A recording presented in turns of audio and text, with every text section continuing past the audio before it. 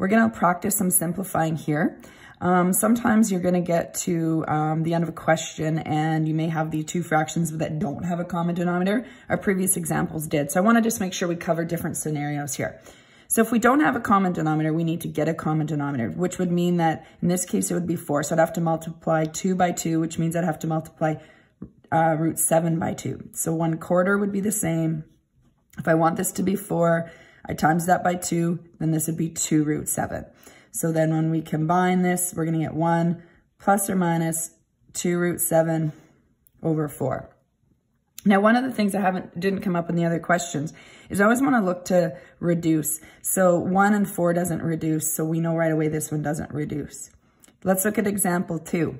I want to get a common denominator here as well. So 2 and 4, I need to get a common denominator of 4. So timesing that by 2, I times this by 2, I write that. I don't necessarily need to write that down. If I am, I need to show it in both the numerator and denominator, but I usually just talk through it.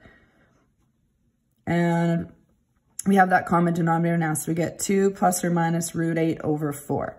Now in this question, this radical can be simplified, so you have to simplify the radical. So two numbers that multiply to root 8 are 4 and 2, so I'll just go on scrap paper here. So 4 times 2, so root 8 simplifies to 2 root 2. So this is 2 plus or minus 2 root 2 over 4.